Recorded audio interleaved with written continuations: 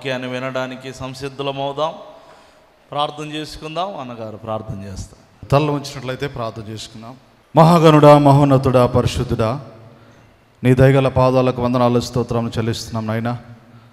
ఇక పునరుద్ధారాధనలో నీ సన్నిధిలో నిలబెట్టినందుకు నీకు స్తోత్రములు స్తుతులు చెల్లిస్తున్నాం. గత వారమంతా కాపాడి నీ రెక్కల కింద దాచుకొని మరి ఒకసారి నీ పునరుద్ధానాలతో దేవా, బలముతో శక్తితో దేవా, నీ వాక్యం వినుటకు నీ కృప ద్వారా నీ సన్నిధిలో నిలబెట్టిన తండ్రికి స్తోత్రములు స్తుతులు చెల్లిస్తున్నాం. మాకు కావలసినటువంటి ఆత్మీయ ఆహారం అందించమని, వినగలిగే చెవులు, గ్రహించే మనస్సు, హృదయం మాకు దయచేయమని, నీ సన్నిధిలో భయముతో భక్తితో నీ వాక్యము వినుటకు మీరు కృప చూపమని, మా జీవితంలో అవలంబించుకున్నటకు మీరు సహాయం చేయమని యేసు నామములో అడుగుచున్నాము తండ్రి, ఆమేన్. దేవునికి మహిమ కలుగుగాక. హల్లెలూయా. సంతోషంగా రెండు చేతులు ఎత్తి చెబుదాం, హల్లెలూయా. దేవుని వాక్యంలో ఒక శ్రేష్టమైన అంశాన్ని మీ ఎదుట ఉంచుతాను. అసహించుకోవడం అనేది ఏదో ఒక విషయంలో మనము మరి ఈ అసహించుకోవడం, కొంతమంది మనుషులను అసహించుకుంటూ ఉంటారు, కొంతమంది చెడుతనాన్ని అసహించుకుంటారు, కొంతమంది కొన్ని ఫుడ్ ఐటమ్స్ను కూడా అసహించుకుంటారు. అసహ్యత అనేది మనం చూపించేటువంటి భావోద్వేగాలలో అది కూడా ఒకటి. ఒక ఏడుపు, ఒక నవ్వు, ఏమండి, కోపము, ఇవి ఎట్లాగో మనిషిలో అసహించుకోవడం అనేది కూడా మనిషిలో ఉండే ఒక ఆంతర్య గుణం. ఈరోజు మనం ధ్యానించుకునే అంశం ఎందుకు ప్రత్యేకమైనదంటే, చెడును అసహించుకుంటే తప్పేమీ లేదండి, చెడును అసహించుకుంటే తప్పేమీ లేదు. కానీ చాలామంది మంచిని అసహించుకుంటారు, అది చాలా చెడ్డ గుణం. పరిశుద్ధ గ్రంథములో సామెతల గ్రంథం 8వ అధ్యాయము 36వ వచనం చదవండి ప్రియమైన వారలారా. నన్ను కనుగొనని వాడు తనకు తానే హాని చేసుకుంటూ నాయందు అసహ్యపడువారు మరణమును స్నేహించుదురు. చిన్న మాట ప్రార్థన చేసుకుందాం. పరిశుద్ధుడైన మా దేవా, సర్వశక్తి గల మా తండ్రి, మీకే స్తోత్రములు వందనములు చెల్లిస్తున్నా. నిలిచున్న నేను అల్పుడను కానీ మీ వాక్యం ఎంతో మమ్మలను బలపరిచేది. వినే మనస్సు, గ్రహించే జ్ఞానం, నెరవేర్చే మనస్సాక్షి, తోడ్పడవలసిన పరిశుద్ధాత్మ సహాయం దయచేయమని, చేరి వచ్చిన వారందరితో మీరు ముచ్చటించమని యేసు నామములో పొంది ఉన్నాము తండ్రి, ఆమేన్. దేవునిని అసహించుకునేవారు కొంతమంది ఉన్నారు. మరి కొన్ని మనం చూస్తూ ఉంటాం, కొన్ని వీడియోలు చూస్తుంటాం, కరపత్రాలు పంచుతుంటారు. అంతే, కరపత్రాలు పంచుతుంటే వాడు ఆవేశంతో ఊగిపోతుంటాడు. ఎందుకు మరి వాడికి అంత కోపం ఎందుకు వచ్చిందో మీరు గమనించండి. కరపత్రం పంచుతున్నాడు, నీకు నచ్చితే తీసుకో, నచ్చకపోతే, నేను చెప్పేది కరెక్టా కాదా మీరు చెప్పండి. ఇప్పుడు ఎవరైనా టీవీ ద్వారా, సెల్ ఫోన్ ద్వారా ఎవరైనా మతోన్మాదులు చూస్తే వాళ్ళకు కూడా చెప్తున్నా, నీకు అంత బాధ ఏమొచ్చింది అంట. నేను ఎందుకు అంత అసహ్యం? యేసు ప్రభు నీకేమైనా కీడు చేశాడా? ఇంకా చెప్పాలంటే ఆయన నీ కొరకు తన ప్రాణాన్నే పణంగా పెట్టాడు. గట్టిగా చప్పట్లు కొడుతూ దేవుని స్తుతిద్దాం, హల్లెలూయా. ఎందుకు ఆ సేవకులంటే అంత అసహ్యం? ఆ కరపత్రాలు పట్టుకొని వచ్చేవారంటే, సువార్త చెప్పేవారంటే ఎందుకంత అసహ్యం? దేవుడు అందుకే అంటున్నాడు, ఎవరైతే నన్ను అసహ్యపడతారో, నేను ప్రేమగల దేవుడను, మంచి దేవుడను, పరిశుద్ధుడైన దేవుడను, మీ కొరకు నిత్య జీవాన్ని అనుగ్రహించే దేవుడను, మీరు నశించకూడదని కోరుకునే దేవుడను, మీ నుంచి ఏమీ ఆశించకుండా మిమ్మల్ని ప్రేమించినటువంటి దేవుడను, కులము చూడని దేవుడను, ఏమండి, నీ గొప్పతనాన్ని చూడని దేవుడు, ఇంత మంచి దేవుణ్ణి అసహించుకోవడానికి మతి చెడిన వాళ్ళు మాత్రమే ఆ పని చేయగలుగుతారు. కులపిచ్చి, మతపిచ్చి మస్తిష్కానికి ఎక్కి వీళ్ళు ఎట్లాంటి వాళ్ళు అంటే, ఈ తాగుబోతుల కంటే డేంజర్ వీళ్ళు. తాగుబోతోడు కన్నా తాగినంతసేపే మెంటలు ఉంటుంది. తాగుడు అది ఆ మైకం దిగిన తర్వాత మరి దారిలోకి వస్తాడు, మళ్ళీ పనికి వెళ్తాడు, మళ్ళీ ఉద్యోగానికి వెళ్తాడు. కానీ ఈ మత పిచ్చి ఎక్కినోడికి, మతం అనే మదం ఎక్కినోడికి, కులం అనే మదం ఎక్కినోడికి అది దిగదు. కుల పిచ్చోణ్ణి నేను, కళ్ళు లేని కబోదిని, మతముచ్చోణ్ణి నేను, మతే లేని ఉన్మాదిని. యేసయ్యా పరలోక రాజా, నీ రాజ్యములో నన్ను చేర్చుకోవయ్యా. నా కులం నా కళ్ళు పొడిచిందిలే, నా మతం నా ముళ్ళు విరిచిందిలే. కులమొక కల్పనయే, మతమొక మతి భ్రమయే. కులమొక కల్పనయే, మతమొక మతి భ్రమయే. కుల వెళ్ళి మత బలి మోసం, మోసమేలే. కుల పిచ్చోణ్ణి నేను, కళ్ళు లేని కబోదిని, మతముచ్చోణ్ణి నేను, అదే లేని ఉన్మాదిని. దేవునికి స్తోత్రం, హల్లెలూయా. దయచేసి గమనించండి ప్రియమైన వారలారా, దేవుడు తెలియజేస్తా ఉన్నాడు, దేవుణ్ణి అసహించుకోవడానికి అసలు మతి ఉన్నోడు చేసే పనేనా? మీరు దేవుణ్ణి ఎప్పుడన్నా అసహించుకున్నారా? అమ్మో ఏ అంత మాట అంటారంటారా? దేవుణ్ణి ఎట్టా అసహించుకుంటామండి మనం? దేవుడు ఎంత మంచి ప్రేమ కలిగినటువంటి దేవుడు. కొంతమంది ఉన్నారు, అదే యేసు ప్రభు అంటే వాడికి చిర్రెక్కిపోద్దారు అనమాట. వాడికి ఏం ఎక్కడి నుంచి వచ్చింది ఆ బీపీ, ఎవడెక్కిచ్చాడో డోసు. నేను చెబుతా ఉన్నా, యేసు ప్రభు అంత మంచి దేవుణ్ణి నువ్వు ఎతికిలాడిన ప్రపంచంలో నీకు ఎక్కడ దొరకడు పిచ్చోడా. దేవునికి స్తోత్రం, హల్లెలూయా. కనుక్కో కావాలంటే ఊరికే సువార్థికుల మీద ఎగబడి, సేవకుల మీద ఎగబడి మన దగ్గరకు ఒక దయ్యం పట్టినోడిని తీసుకొచ్చారు. మామూలు దయ్యం కాదు, పెద్ద దయ్యం అది. ఆ దయ్యం ఎక్కడికి పోయినా వదిలిపెట్టలేదు. ఇక్కడికి వచ్చిన తర్వాత స్వస్థత పొందాడు దేవుని కృపను బట్టి. ఆ అబ్బాయి చెప్తున్నాడు సాక్ష్యము, ఏమని చెప్తున్నాడంటే, అన్న ఈ దయ్యము పట్టక ముందు మేము ఒక బ్యాచ్ ఉంటాము, ఎక్కడెక్కడ సువార్థికులు వస్తున్నారంటే మాకు ఫోన్ వస్తుంది, మేము దుప్పట్లు కట్టెలు తీసుకొని పోతాం. దుప్పట్లు వాళ్ళను మోయడానికి, కట్టెలు వాళ్ళను కొట్టడానికి. మేము కొట్టామని తెలియకుండా మళ్ళీ మా మీద పోలీస్ కేసులు పెట్టకుండా వాళ్ళ ముఖం మీద దుప్పటేస్తాం, వాళ్ళని ఈపుల మీద బద్దలు చేసేలా ఇష్టం వచ్చినట్టు కొడతాం. వాళ్ళని ఎందుకు కొడుతున్నామో మాకు తెలియదు, వాళ్ళని ఎందుకు ద్వేషిస్తున్నామో మాకు తెలియదు.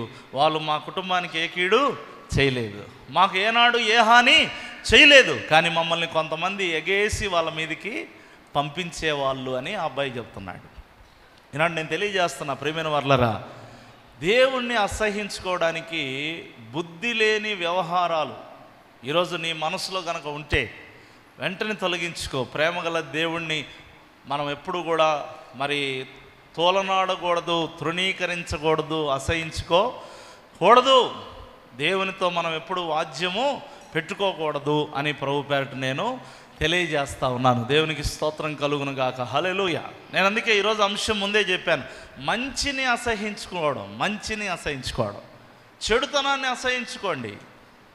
దావీదు, భక్తుడైన దావీదు అంటాడు, సొలొమోను అంటాడు, నేను చెడుతనమును అసహించుకొనుచున్నాను అంటాడు. చెడుతనాన్ని అసహించుకోండి, తప్పులేదు, కానీ మంచి దేవుణ్ణి నువ్వు ఎందుకు అసహించుకుంటున్నావు? అంత మంచి దేవుణ్ణి ఎందుకు అసహించుకుంటున్నావు? పొరపాటున గనక ఎవరన్నా, ఇప్పుడు వీడు నమ్మడు, పొరపాటున వాళ్ళ కుటుంబంలో ఎవరైనా నమ్మారంటే వాళ్ళని అసహించుకోవడం మొదలు పెడతాడు. వాళ్ళని ఎందుకు అసహించుకుంటున్నావురా బాబు అంటే అది కారణం దేవుని మీద ఉన్నటువంటి కోపం. మేమందరం ఇట్లా ఉంటే యేసు ప్రభు అంటది చర్చికి పోతుంది అని వాళ్ళ మీద పడి ఏడుస్తాడు. ప్రియమైన వాళ్ళరా, నేను తెలియజేస్తా ఉన్నాను, దేవునిని అసహించుకోకూడదు. ఆయన ఒక్కడే పరిశుద్ధుడైనటువంటి దేవుడు, ఏ లోపము లేని ఏకైక దేవుడు ప్రభు అయిన యేసుక్రీస్తు. నమ్మిన వాళ్ళు చప్పట్లు కొడుతూ దేవుని స్తుతిద్దాం, హల్లెలూయా. రెండో విషయం అండి, కొంతమంది మీరు గమనిస్తే ఒక సామెత ఉంటుంది, పెద్దలు ఒక సామెత అంటారు, యథార్థవాది లోక విరోధి. నువ్వు యథార్థంగా మాట్లాడితే ఈ లోకానికి నచ్చదు. పరిశుద్ధ గ్రంథములో ఆమోసు గ్రంథం 5వ అధ్యాయము 10వ వచనాన్ని మీరు చూడండి. 5వ అధ్యాయము 10వ వచనం, అయితే గుమ్మములో నిలిచి బుద్ధు చెప్పు వారి మీద జనులు పగపట్టుదురు, యథార్థంగా మాట్లాడే వారిని అసహించుకుందరు. నచ్చదండి. నీ యొక్క యథార్థమైన మాటలు జనాలకు నచ్చవు. కొన్నిసార్లు అంత సోప్ పూసే మాటలు అయితే నచ్చుతాయి. ఏమండి, వెన్న పూసే మాటలు నచ్చుతాయి. చక్కగా తడిగుడ్డేసి గొంతు కోసే వాళ్ళైతే బాగా నచ్చుతారన్నమాట. మీరు గమనించి ఎప్పుడైనా గుర్తుపెట్టుకోండి, యథార్థంగా మాట్లాడేవారు కాస్త కటువుగా అనిపించినా వాళ్ళు మీ మంచి కోరతారండి, మీ మేలు కోరతారు. కొంతమంది మీతో ఏదో సున్నితంగా మాట్లాడినట్టు, చాలా చక్కగా మాట్లాడినట్టు మాట్లాడతారు, మీ జీవితాన్ని నాశనము చేస్తారు. ఈనాడు చాలామంది యవనస్తులు ఆ నైస్ మాటలకే కదా తల్లిదండ్రులను బజారుకు తెచ్చి పడేస్తున్నారు. ఏమండి, మీరు గమనించాలి. యథార్థంగా మాట్లాడేటువంటి వారి మాటలకు నువ్వు అసహించుకుంటున్నావంటే, నీకు తల్లిదండ్రులు నీ మంచి కోరి యథార్థంగా మాట్లాడుతున్నప్పుడు, లేదా మరి సంఘములో తోటి విశ్వాసి లేదా ఒక దైవజనుడు యథార్థంగా మాట్లాడుతూ నీ మేలు కోరి, నీ క్షేమం కోరి, నీకు బుద్ధి చెబుతూ ఇలా ఉండకూడదు, ఈ విధంగా నడుచుకోకూడదు, ఈ విధంగా నీవు ప్రవర్తించకూడదు అని చెబితే వెంటనే వాళ్ళ మీద పగబడతారంట. నాకే చెబుతావా అనేటువంటి విధానంలో వ్యతిరేకత. దేవుడు తెలియజేసిన యథార్థంగా మాట్లాడే వారిని అసహించుకునే గుణం గలవారు ఉన్నారు. నా తండ్రి కదా, నా తల్లి కదా అని చూడరు. అరే మా దైవజనుడు కదా, ఆయన చెప్పిన దాంట్లో తప్పేముంది, కరెక్టే కదా, నిజంగా నేను అలాంటి మనిషినే కదా అని ఆలోచన చేయరు. కయ్యూనులాగా తిరగబడతారు. నా తమ్ముడికి నేనేమైనా కావాలి వాడినా అని అడుగుతావేంటి అని చెప్పి ఆపోజిట్ మాట్లాడాడు కదా. కొంతమందికి గమనించండి, బుడంకాయల దొంగ ఎవరంటే అమ్ముకున్నాడు అన్నట్టు భలే కోపం వచ్చేస్తుంది. వెంటనే కోపం వస్తుంది. ఏదైనా చెప్పామంటే, యథార్థంగా ఏదైనా చెప్పామంటే, ఉన్నది ఉన్నట్టుగా ఏదైనా చెప్పామంటే ఆవేశం ఎల్లలు దాటి వెళ్ళిపోద్ది. చాలా కోపగించేసుకుంటారు.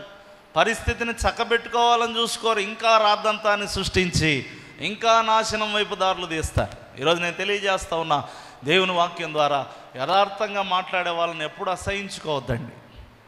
ఇప్పుడు కొన్నిసార్లు అది వాళ్ళ మాట నీ హృదయానికి గుచ్చుకోవచ్చు, నీ హృదయాన్ని కొన్నిసార్లు అది కలవర పెట్టవచ్చు. అయినా కూడా వాళ్ళు మాట్లాడింది నిజమే కదా అని మనం ఏం చేయాలి? కొన్నిసార్లు విమర్శలు స్వీకరించాలి. విమర్శలు గమనించండి, స్వీకరించి మనల్ని సరిచేసుకునేటువంటి అవకాశం ఉంటుంది. రెండు రకాలు నిందలు, విమర్శలు. నిందలంటే నీకు సంబంధం లేనివి నీ మీదకి వస్తాయి, వాటిని నిందలను జయించాలి, సహించాలి, భరించాలి. కానీ విమర్శలను మనం ఏం చేయాలి? స్వీకరించాలి.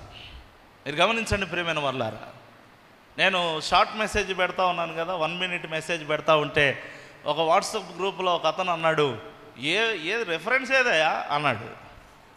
నువ్వు బాగానే చెప్తున్నావు కానీ రెఫరెన్స్ ఏదయ్యా అన్నాడు. నాకు భలే నచ్చింది ఆ మాట. అరే నిజమే కదా, నేను చెప్పే 2 మాటలు బాగానే వింటున్నారు చాలామంది, దానికి రెఫరెన్స్ కూడా పెడితే బాగానే ఉంటుంది కదా అని ఆ రోజు నుంచి రెఫరెన్స్ పెడతా ఉన్నా. దేవునికి స్తోత్రం, హల్లెలూయా. కొన్ని విమర్శలు మన మంచికే అన్నమాట. మన లోపాలను ఎవరైనా బయట పెట్టినప్పుడు దాన్ని మనం ఏం చేయాలి? స్వీకరించాలి ప్రియమైన వాళ్ళ. దేవుడి దినాన్ని మనతో తెలియజేస్తూ ఉన్నాడు. యథార్థమైన మాటలు నీ తల్లిదండ్రులు మాట్లాడుతున్నారా, నువ్వు తీసుకోవాలి దాన్ని. ఆ మాటలు యథార్థమైనవి, నిజంగా వాటిని నువ్వు స్వీకరించాలి. యథార్థమైన మాటలు కొన్నిసార్లు నీ ఉపాధ్యాయులు నీకు చెప్తారు, దైవజనులు చెప్తారు, కొన్నిసార్లు తోటి విశ్వాసులు చెప్తారు. ఆ మాటలను మనం ఎప్పుడు కూడా కొట్టిపారేయకూడదు, అసహించుకోకూడదు. ఖచ్చితంగా ఆ మాటలను స్వీకరించాలి. ఇది రెండవ ప్రాముఖ్యమైనటువంటి విషయం. తర్వాత మూడవది ప్రియమైన వాళ్ళారా, కొంతమంది గద్దింపును అసహించుకుంటారు. నువ్వు చెప్పు కానీ మరీ ఖండిస్తున్నట్టు చెబితే మేము వినం. నువ్వు చెప్పు, ఏదన్నా చెప్పు, మేము తీసుకుంటాం, కానీ గద్దిస్తూ చెప్పొద్దు, బుద్ధి చెబుతూ చెప్పొద్దు. ఏమండి, ఎట్లా చెప్పాలంట వాళ్ళకి? నవ్వుకుంటూ చెప్పాలి. ఇప్పుడు 4 వారాలకు ఒకసారి చర్చికి వస్తుంది, పక్కన కూర్చోబెట్టుకొని అక్క చర్చికి రాక్క అని నవ్వుకుంటూ చెప్పాలన్నమాట. గద్దిస్తూ వాక్యం చెప్పు, నువ్వు బుద్ధి చెప్పు వాక్యంలో, కానీ ఎట్లా చెప్పొద్దు? గద్దిస్తూ చెప్పొద్దు. గద్దిస్తూ చెప్తే మాకు వెంటనే బీపీ వస్తుంది. నువ్వేమన్నా అనుకో, నువ్వు పాస్టర్విగా, లేకపోతే నువ్వు పెద్ద స్పీకర్విగా, లేకపోతే నువ్వు ఎవరన్నాగా, గద్దిస్తూ వాక్యం చెబితే మాత్రం నా మనసు ఒప్పుకోదు. నా అహం అడ్డగిస్తుంది, నేను ఒప్పుకోను.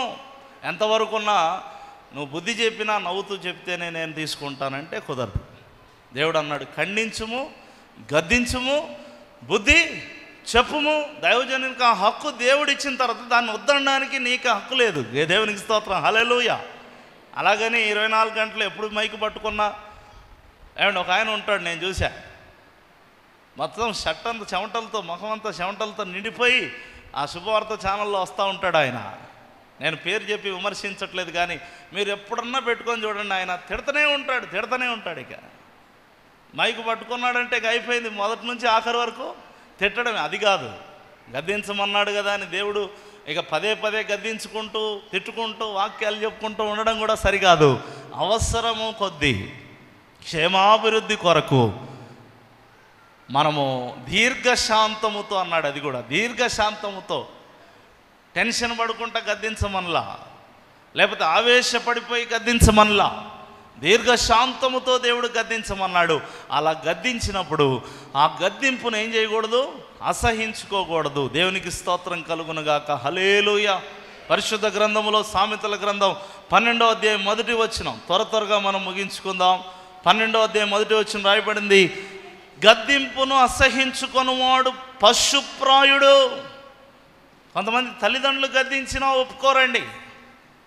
అరే, నా మంచి కోసమే కదా గద్దిస్తున్నది మా తల్లి, మా తండ్రి, లేదా మా యొక్క సహోదరుడు, మా సహోదరి అని చెప్పి గద్దింపును అసహించుకునేటువంటి వారు ఉన్నారు. ఇక్కడ కూడా ఉంటారు అలాంటి వారు. ఈరోజు దేవుడు తెలియజేస్తున్నాడు, ప్రేమైన వారులారా, గద్దింపును అసహించుకున్నవాడు పశువుతో సమానం. పశువు, మనిషి కాదు. గద్దింపును స్వీకరించాలా. నీ తల్లిదండ్రులు ఎందుకు గద్దిస్తున్నారు అర్థం చేసుకో. నీ జీవితం నాశనం అయిపోద్దని వారు పసిగట్టారు.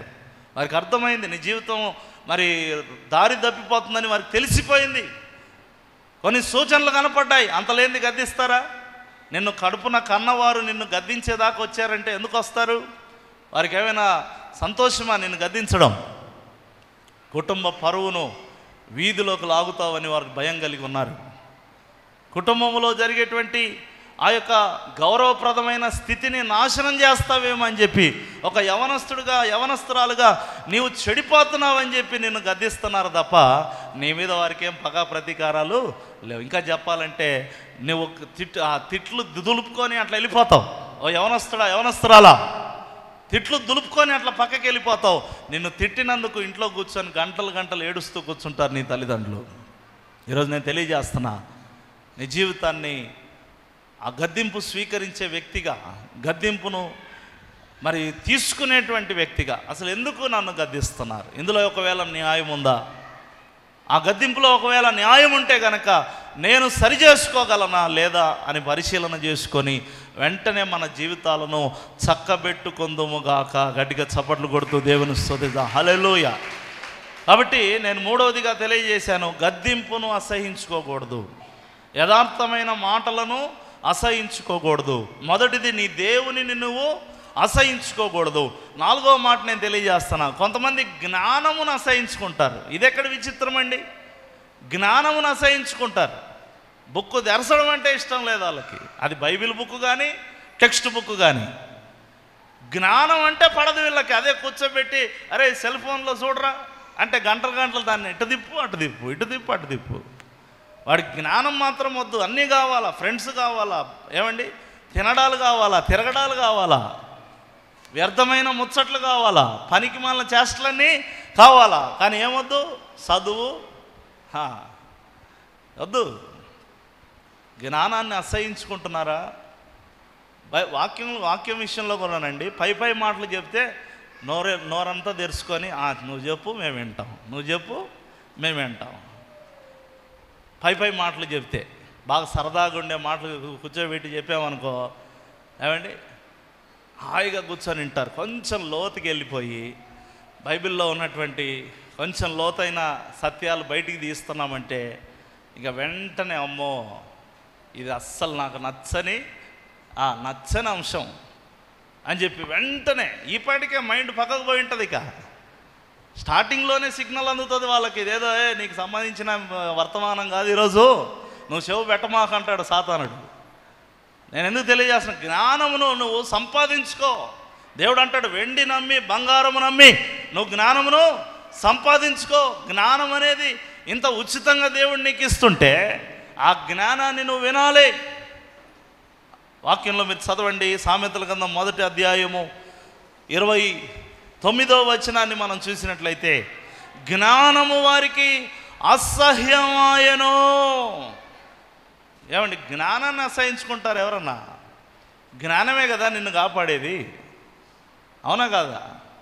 వాక్యం ఏం సెలవిస్తుంది? జ్ఞానము లేకయే నా జనులు నశించిపోతున్నారు. జ్ఞానము సంపాదించుకుందాము రండి, యెషయా గ్రంథంలో ఉంటుంది. కమ్. ఈరోజు నేను తెలియజేస్తాను ఒక మాట, ఇంకో వచనం చదివిస్తా దీనికి సంబంధించి. అదే 1వ అధ్యాయంలో 22వ వచనానికి రండి. 22వ వచనానికి రండి. జ్ఞానము లేని వారులారా, మీరు ఎన్నాళ్ళు జ్ఞానము లేని వారిగా ఉండగోరుదురు.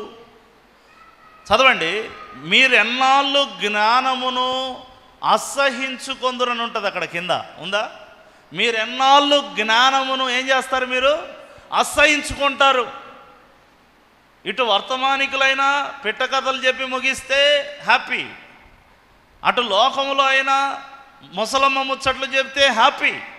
జ్ఞానానికి సంబంధించిన ఏ మాటలు మాకొద్దు, ఏ పుస్తకాలు మాకొద్దు, ఏ బైబిలు మాకొద్దు. మేము ఇట్లాగే వెర్రివారిగానే ఉంటాం, వెర్రివారిగానే సస్తాం. ఇది న్యాయం కాదు.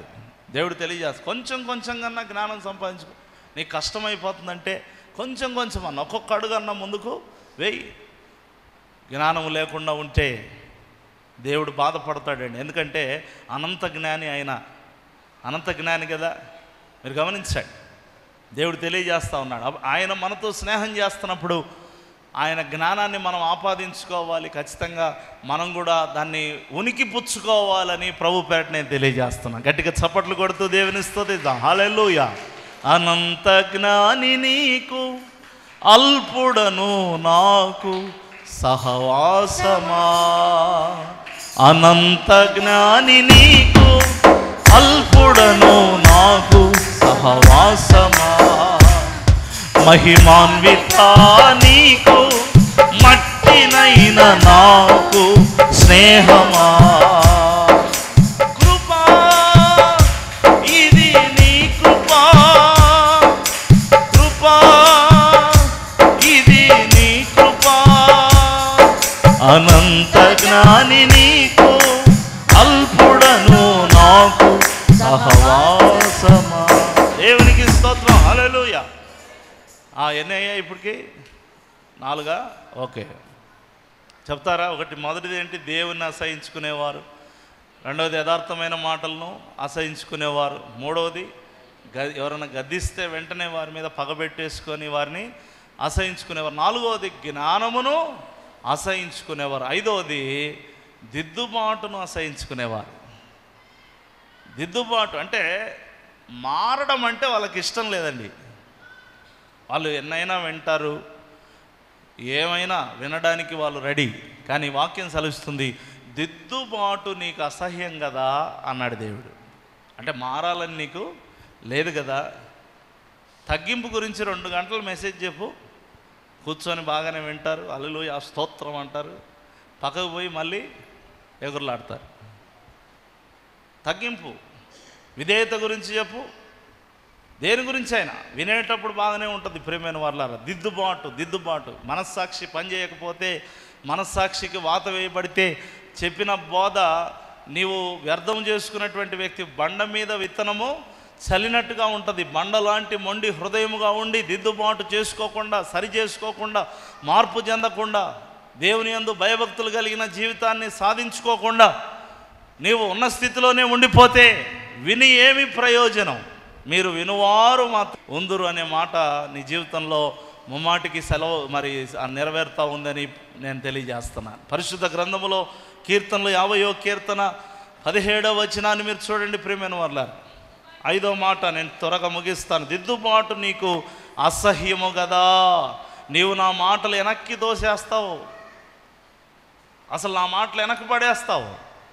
దేవుడు తెలియజేస్తున్నాడు ఈరోజు, దిద్దుబాటు నీకు అసహ్యం ఎందుకు అవుతుంది? మెల్లమెల్లగా అయినా దిద్దుబాటు చేయబడాలి.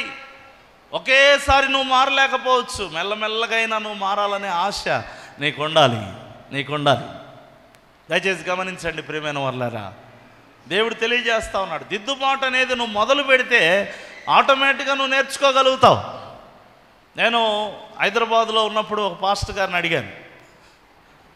అంటే మా నాన్నగారిని అడగడానికి సిగ్గు అనిపించి వేరే పాస్టర్ గారిని అక్కడికి వెళ్ళినప్పుడు అడిగాను. ఏమని అడిగానంటే, అయ్యా మరి కుక్కలు తిండికి ఆధారపడతాయని ప్రార్థన చేసుకోకుండానే భోజనం చేస్తారని చెప్పి వాక్యంలో రాయబడింది కదా, నాకు భోజనం చేసేటప్పుడు ప్రార్థన చేసే అలవాటు లేదు అని ఆయనతో అన్నప్పుడు ఆయన అన్నాడు, భోజనం చేసేటప్పుడు ప్రార్థన చేయాలని ఎప్పుడు గుర్తొస్తుంది అని అన్నాడు.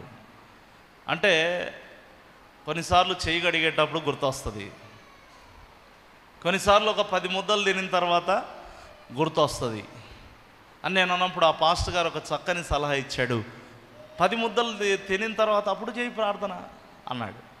చేయి గడిగేటప్పుడు గుర్తొచ్చిందా, పోనీ అప్పుడు చేయి ప్రార్థన అన్నాడు. అంటే అట్లా కూడా చేయొచ్చు, అంటే అట్లా చేయకూడదు, కానీ ఇది నువ్వు సరి చేసుకోవడానికి ఒక సూత్రము లాంటిది అన్నాడు.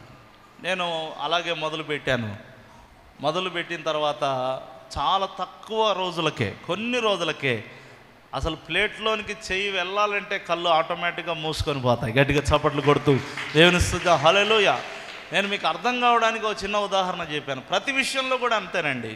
ఇప్పుడు ఒక 10 సార్లు కోపడుతున్నారు రోజుకి, రేపటి నుంచి 9 సార్లు కోపడు, ఒకసారి తీసేయి యేసు నామములో హల్లెలూయా. ఒకేసారి 10 సార్లు కోప్పడనండి నేనంటే ఎక్కడ కుదురుతుంది? అది అయ్యే పనేనా? మెల్లమెల్లగా దేవుడు నిన్ను ఏం చేస్తాడు, నీకు ముందు దిద్దుబాటు చేసుకోవాలని ఆశ నీకు ఉండాలి, కోరిక నీకు ఉండాలి.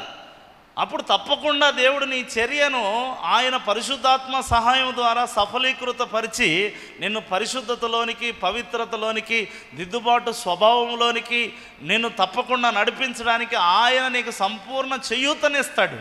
అందులో డౌటే లేదు. అసలు నీకే ఇంట్రెస్ట్ లేనప్పుడు దిద్దుబాటు చేసుకోవాలి. ఈరోజు వాక్యం విన్నాను, పలానా విషయంలో నేను బలహీనుడునని నాకు అర్థమైంది, నేను ఖచ్చితంగా దిద్దుబాటు చేసుకోవాలి అనే తీర్మానం నీలో లేకపోతే దేవుడు నిన్ను బలవంతము చెయ్యడు. అందుకే దిద్దుబాటు అనే దాన్ని అసహించుకోవద్దండి. ఇంకా దిద్దుబాటు చేసుకోవడానికి దినదినము మీరు సిద్ధపడాలని ప్రభుపేట నేను మనవి చేస్తున్నాను. తర్వాత 6వ మాట నేను చెప్తాను, నేను క్లుప్తంగా 2 నిమిషాల్లో చెప్పి ముగిస్తాను. కొంతమంది సేవకులను అసహించుకుంటారండి. ఇదెక్కడ విచిత్రమో విడ్డూరమో అర్థం కాదు. సేవకులకు దేవుని వాక్యం ప్రకటించడం, దేవుని మహింపరచడం, కొంతమందిని దేవునికి దగ్గర చేయాలని ఆశ కలిగి ఉండడం తప్పనిచ్చి వారికి వేరే ధ్యాస వేరేదేది ఉండదు. అటువంటి సేవకులను నువ్వు ఎందుకంత అసహించుకుంటున్నావు? నీకు అంత పగ పతికాలాలు ఉన్నాయా సేవకుని మీద? అసలు వాళ్ళకు నీకు ఏంటి బాధ? ఏమండి, ఇప్పుడు సొంత సేవకుడనే కాదు, బయట సేవకుల మీద కూడా కొంతమంది ఏడుస్తుంటారు. వాళ్ళు విమర్శించుకుంటా, వాళ్ళని తిట్టుకుంటా, వాళ్ళ మీద వీడియోలు పెట్టుకుంటా, వాళ్ళ మీద రకరకాల కామెంట్స్ చేసుకుంటా. ఏమండి, ఒకరిద్దరు ఉన్నారు వీడియో ఛానల్స్ వాళ్ళు, ఇక అదే పనేవాడికి ఒకసారి ఆ పాస్టర్ని తిడతాడు, ఒకసారి ఈ పాస్టర్ని తిడతాడు. రే ఎందుకురా బాబు నీకు సేవకులంటే అంత అసహ్యం, నీకు అంత పని ఉంటే ఆ ఉద్యోగం ఏదో వదిలేసి నువ్వు రా సేవకు, నీకు తెలుస్తుంది సేవలో ఉన్నటువంటి కష్టాలు ఏమిటో, కన్నీళ్ళు ఏమిటో, బాధలు ఏమిటో, కొరతలు ఏమిటో, సాతానుడు చేసే దాడి ఏమిటో సేవలోకి వస్తే అది అర్థమవుద్ది. బౌండరీ బయట ఉండి పిచ్చి పిచ్చి మాటలు వాగడం కాదు.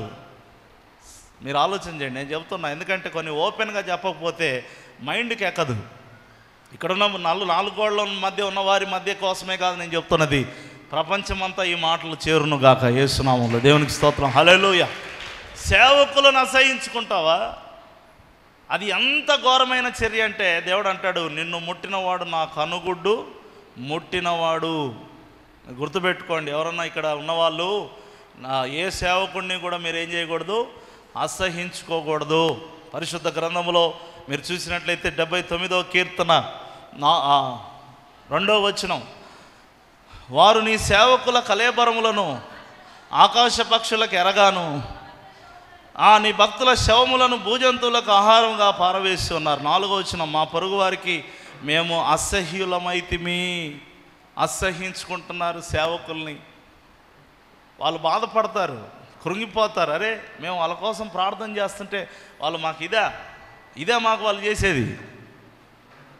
మీరు గమనించండి ప్రియమైన వాళ్ళారా, దేవుడి దినాన మనతో మాటలు, సేవకులను అసహించుకోవద్దండి, వారిని ప్రేమించండి, వారిని అధిక సన్మానులుగా ఎంచండి, గౌరవ పాత్రులుగా ఎంచండి.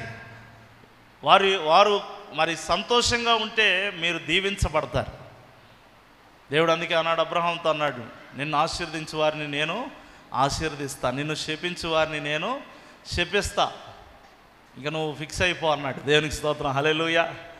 కాబట్టి సేవకులను ప్రేమిస్తే గిన్నెడు చన్నీళ్ళు ఇచ్చిన దేవుడు ఏం చేస్తాడంటే వారికి ప్రతిఫలం ఇస్తాడు. ఈరోజు నేను తెలియజేస్తున్నా, సేవకులను అసహించుకోవద్దండి. ఇంకా ఆఖరిగా ఒక మాట చెప్తాను, సొంత కుటుంబీకులను అసహించుకునే వాళ్ళు ఉన్నారా లేదా? సొంత తమ్ముడు అంటే పడదు, సొంత అన్న అంటే పడదు, సొంత అక్క అంటే పడదు, సొంత చెల్లెలంటే పడదు. సొంత కుటుంబీకులను అసహించుకునే నీచపు మనుషులు సంఘములో కూడా ఉన్నారు. సమాజం గురించి పక్కన పెట్టండి, సమాజంలో అన్ని రకాల వాళ్ళు అవైలబుల్లో ఉంటారు. సంఘములో కూడా నీ సొంత మరి భార్యను నువ్వు అసహించుకుంటావు, నీ సొంత భర్త అంటే నీకు అసహ్యం, ఏదో తప్పదని బండి నడిపేస్తున్నావు, ముందుకెళ్తున్నావు, నీకు అస్సలు అసహ్యం. ఈరోజు నేను తెలియజేస్తున్నా, దేవుడు తెలియజేస్తున్నా, ఆనాడు హాము తన తండ్రిని అసహించుకున్నందుకు ఏమయ్యాడండి? శాపగ్రస్తుడయ్యాడు. నిజమే, నోవాహు మత్తుడై ఒంటి మీద గుడ్డలున్నాయా లేదా అని కూడా చూసుకోకుండా పడిపోయిన మాట వాస్తవమే. కానీ ఒక కుమారుడుగాను నీ తండ్రిని అసహించుకోవడానికి వీల్లేదు. నిజమే, నీ భర్త బలహీనుడే, కానీ ఒక భార్యగా నీ భర్తను అసహించుకోవడానికి వీలు లేదు. నిజమే, నీ కుమారులు చెడ్డవారై ఉండొచ్చు, కానీ నీ కుమారులను నువ్వు ఏం చేయకూడదు? అసహించుకోకూడదు. ఈరోజు దేవుడు తెలియజేస్తున్నాడు పరిశుద్ధ గ్రంథములో, యోబు గ్రంథం 19వ అధ్యాయం 17వ వచనాల్లో మనం చూసినట్లయితే, నా ఊపిరి నా భార్యకు అసహ్యము, నేను కనిన కుమారులకు నా వాసన అసహ్యం. నా సొంత భార్యే నన్ను అసహించుకుంటుందండి, నా సొంత కుమారులే నన్ను అసహించుకుంటారండి అని కొంతమంది ఏడుస్తూ చెబుతారు. ప్రియమైన వాళ్ళారు, ఈరోజు నేను తెలియజేస్తా ఉన్నా, నీ సొంత కుటుంబీకులను అసహించుకుంటున్నావంటే ఇక నువ్వు పూర్తిగా దిగజారిపోయావని అర్థం, ఇక నీకు ఏమాత్రం విలువలు లేవని అర్థం. ఈరోజు దేవుడు తెలియజేస్తాడు, నీ కుటుంబీకులలో కొన్ని బలహీనతలు కనిపిస్తాయి, కొన్ని రకాలుగా వారు కొన్ని విషయాల్లో బలహీనులుగా కనిపిస్తారు, అయినా కూడా వారిని ప్రేమించాల్సిన బాధ్యత నీ మీద నా మీద ఉన్నదని ప్రభువు ఆ కుటుంబ ప్రేమను నేర్పాడని ప్రభుపేట నేను తెలియజేస్తున్నా. చప్పట్లు కొడుతూ దేవుని స్తుతిద్దాం, హల్లెలూయా. మంచోడైతే నేనెందుకు అసహించుకుంటానండి? చెడ్డవాడు కాబట్టి, చెడ్డది కాబట్టి, నా కోడలు మంచిదైతే నేనెందుకు అసహించుకుంటానండి? నా అత్త మంచిదైతే నేనెందుకు అసహించుకుంటానండి? ఇప్పుడు మంచోళ్ళు అయితే లోకం కూడా అసహించుకోదు. నువ్వు దేవుని బిడ్డగా ఒక ప్రత్యేకత చాటుకోవాలి. దుర్మార్గులైనా కూడా వారిని నువ్వు ప్రేమించాలి, అసహించుకోకూడదు అని ప్రభుపేట నేను తెలియజేస్తున్నాను. 7 విషయాలు, మంచిని అసహించుకునేటువంటి దుర్గుణం మనలో ఉండకుండా మనం జాగ్రత్త పడుదుము గాక. ఆమేన్.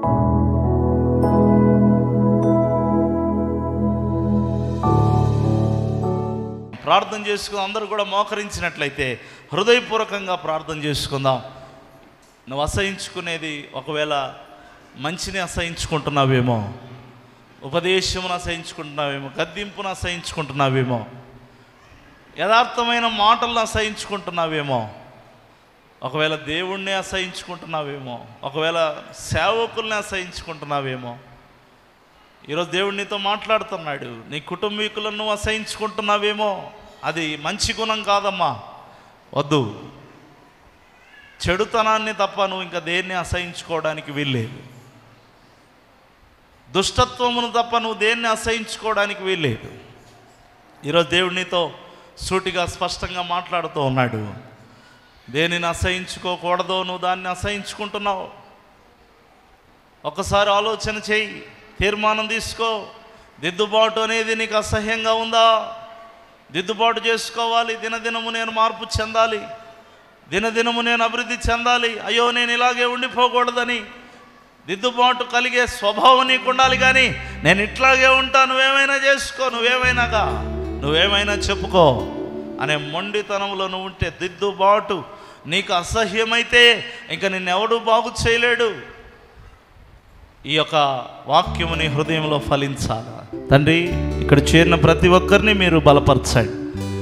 ఆయన చెడుతనమును అసహించుకోవచ్చు, కానీ కొంతమంది మంచిని అసహించుకునేవారు ఉన్నారు.